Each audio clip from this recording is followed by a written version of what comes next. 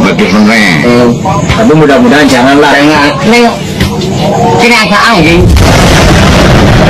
Maka ini penting ada kesadaran ahli sunnah. Kalau Allah ngendikan ya kita diam saja, karena Allah itu ala kulli syai'in qadir bi kulli syai'in alim. Kamu tidak usah kecangkeman orang Aceh diadab karena banyak maksiat, malah goblok yang telulas. Foto-foto maksiat yang Aceh, maksiat yang Bali le maksiat yang Hollywood le maksiat yang Cina, malah komunis. Tidak usah ngomong gitu. Pokoknya adab itu Allah kuasa mengadab siapa saja. Tapi kita berhenti di situ, tidak usah ngomong siksa karena dosa. Karena kalau kamu ngomong dosa diperbandingkan ada daerah yang lebih dosa itu tidak wilayah kamu. Makanya Rasulullah itu kalau ditanya ada adab itu Nabi nggak pernah terus. Ya sudah ada adab, tapi kalau mansus ya mansus misalnya kaum Milot itu mansus karena adab. Tapi kalau orang Islam kan nggak mesti adab. Saja hukuman yang menjadikan malah lebih suar. Kalau sama nggak percaya gini, dan saya menjamin pasti saya benar dalam hal ini karena saya berdasar hadis sahih.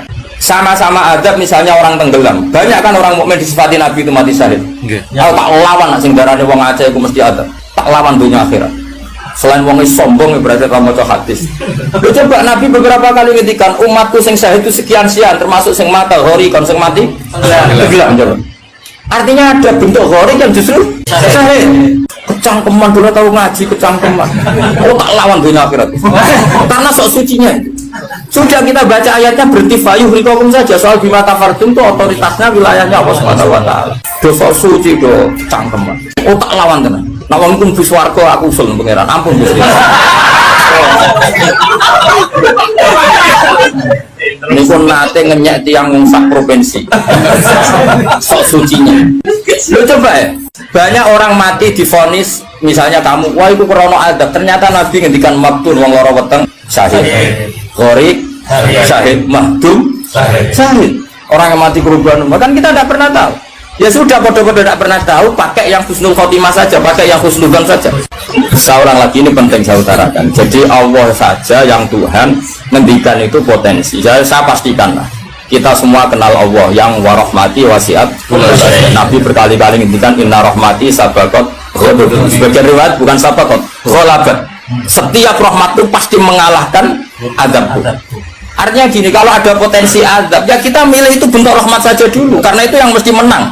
Jadi paribasana ora muni, mati kecepet omahe paribasana. Atau mati tiba ning misal aku tetep darani syahid, kategorine mahdum. Enggak apa-apa. Karena menduga rahmat itu lebih gampang karena Allah jelas ngendikan hadis qudsi inna rahmati ghalabat ghadabi. Berarti gamane pola semua itu lebih baik kamu tafsirkan sebagai rahmat. Nah, kecuali ada sharihul ayat yang mengatakan itu adab, tapi mana ada sekarang udah ada nabi.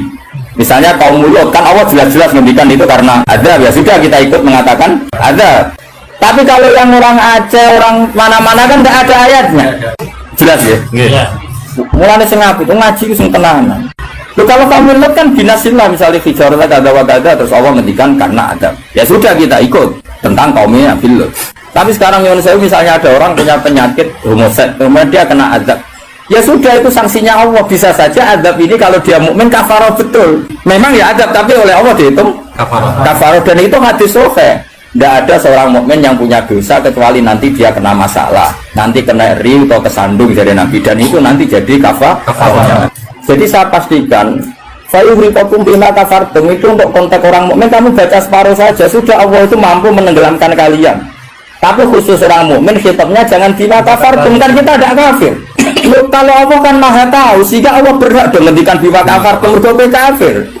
Kita kan tidak tahu apalagi dirinya dia mukmin kan ayat itu tidak kena. Ayat itu kan pada orang kafir bima kafartum ya tapi bima amantum. Belum mikir, kan ya, seudon lu usah di lembaga, no, seudon.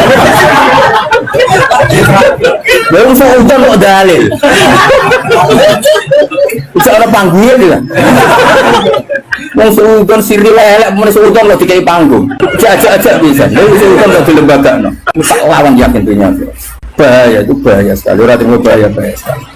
Ya seorang lagi ya. Jadi kata qadir itu potensi. Enggak mesti terjadi karena kita tahu warahmati fasatul asy. Inna rahmati sabaqat ghadab wa firatin ghalabat. Jadi kalau ada fenomena tak pilih dulu itu rahmat, terutama kalau pada orang mukmin. Mulane ngaji pun anut kula.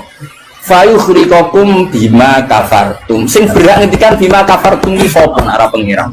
Wong yang terjadi di Indonesia udah mukmin, mana mungkin kita teruskan bima kafar tuh rumah tobat wong-wong amain apa lu anut Sayyidina Ali dari Sayyidina Ali aku sebenarnya ketemu pengiran pertama ngelapor wong sing masalah enggak anak awalu manjat subena ya dirrahmanil khusuma aku wong pertama sungkeman yang pangeran iku apa konfirmasi musuh aku bener di aku sih yakin ngono aku pernah ya ngono ulama dilawan balik tapi kalau Allah ngendikan adab itu mau ngendikan potensi cong nak kelakuan ngene aku iku kuwasa mendatangkan siksa kuwasa itu kan belum eksekusi kan bisa iya bisa tidak maka ya sudah itu potensi maka kalau ada orang mukmin ngalami apa itu sebagai ada banyak potensi yang mesti terjadi hubungan manusia dengan Allah itu rahmat wawas ya orang terus akhirnya murid kula nak di keyakinan tidak seperti saya tak lawan karena ini menyangkut tradisinya pangeran sunnatu hubungannya dengan kaulan itu rahmat bahkan redaksinya kata batora aku ahli sunnah tamanani majibno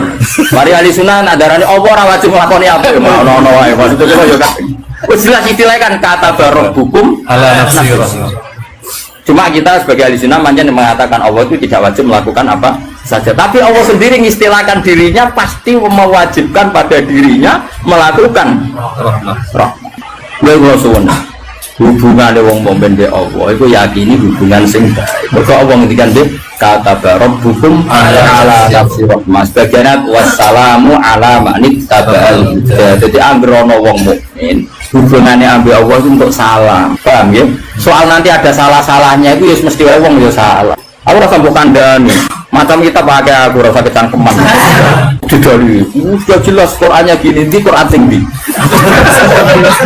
wah saya pernah melihat ada kitab judulnya lali aku isinya loh tak ulang lagi saya tidak bosan karena kita ini nusrotan li ummati Rasulullah sallallahu alaihi wasallam kita akan bela mati-matian umatnya Kanjeng Nabi nah kita umatnya Nabi iman be Kanjeng Nabi wis sholat wis maca sholawat zaman akhir pengen rusak ibadah buat tutur nak kena adab wis sakit wis tak nak kena sanksi kan Kanjeng Nabi lho nak ngendikan niku Kanjeng Nabi ngendikan kan enak wong mukmin kena ri kena opo wae bahkan susah wong mukmin kok susah wae insyaallah dadi kafarah mulane Kanjeng Nabi nanti ngendikan inna minadz dzunubi dzamban la yukaffiru illa hamul maisha ana dosa iku isane kafarah nak kowe susah asal ulang lagi berkali-kali pokoke nak ana masalah mbek wong mukmin sing gampang takwilane yaiku hubungane rahmah iku sing bisi bil jasmi mergo Allah ngendikan warahmati wasiat setiap orang pasti mendapatkan rahmatnya Allah. Nah soal nanti Allah rodok ngekei sanksi untuk Quran ora dijogo jadi kiai ora tau mulang terus rodok diadab Allah sithik-sithik bojone minggat terus kene angel lho nak pancen iku adab tenan mesti asal wong mukmin statusnya apa mlebur ora istena terus hukume adab terus piye jadi anggapnya dikoplok ngono maksudnya